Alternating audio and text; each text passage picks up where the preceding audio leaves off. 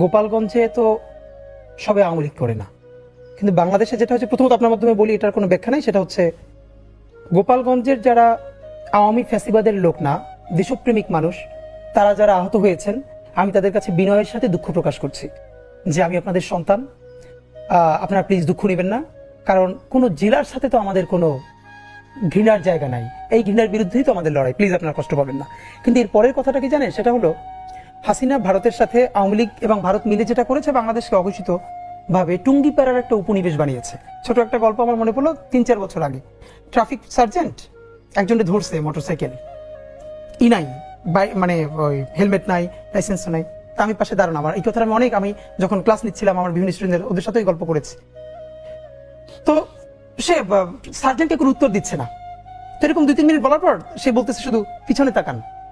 তো পিছনে তাকান বললে পর, তো পিছনে তাকাই দেখলাম ওই যে বোর্ড, ওখানে লেখা গোপালগঞ্জ। এরপরে সার্জেন্ট তাকে ছেড়ে দিল।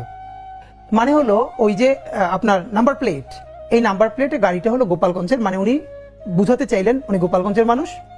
সুতরাং এইটাই হওয়ার কথা ছিল, আর বেশি কিছু করলে হয়তো ওনার চাকরি চলে যাবে। এই যে গোপালগঞ্জ নাম করে পুরো বাংলাদেশকে একটা টুঙ্গিপাড়ার উপনিবেশ বানিয়ে ফেলা।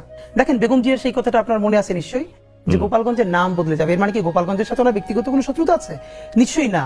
কিন্তু এই বাংলাদেশে যারা ফ্যাসিবাদ কায়েম করেছে, আপনি পুলিশের মধ্যে দেখেন, আমলাদের মধ্যে দেখেন, গোপালগঞ্জ মানে গোপালগঞ্জকে ধরে ধরে ধরে ধরে তাদেরকে চাকরি দিয়ে, প্রমোশন দিয়ে, সব হত্যাগুলো তাদেরকে দিয়ে করানো হয়েছে। এবং তাদেরকে এম্পাওয়ার করেছে কোন পরিচয়টা? সে গোপালগঞ্জের ছেলে বা গোপালগঞ্জের মেয়ে, রাইট? তা আমাদেরকে যেটা করতে হবে, ওই আইডেন্টিটি পলিটিক্স এর বিরুদ্ধে কথা বলতে হবে। আমরা তো এটা বলছি না যে এই গোপালগঞ্জ একদিন আবার বগুড়া হয়ে উঠতে পারে, না, আমরা বগুড়া হতে দিব না গোপালগঞ্জে। এর মানে হলো যে কোনো একক জেলা, একক ব্যক্তির পরিচয় কাউকে মনস্টার হতে দেওয়া যাবে না। সুতরাং হ্যাঁ, আর ওই দিন আমরা খুবই এক্সাইটেড ছিলাম, কারণ হলো হাসনাতরা যখন লিটারারি, এটা সত্য যে ওদেরকে ওভাবে পেলে ওদেরকে মেরে ফেলতো, এমন ভাবে ওদের সাথে তো বারবার কথা হচ্ছিল।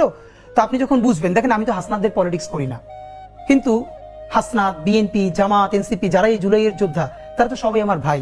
ইভেন আওয়ামী লীগের সেই মানুষটা, আমি হাজারবার বলি, যে গণহত্যা করে নাই, গুম করে নাই, খুন করে নাই, হত্যা করে নাই, কিন্তু সে ফিলোসফিক্যালি আওয়ামী লীগ।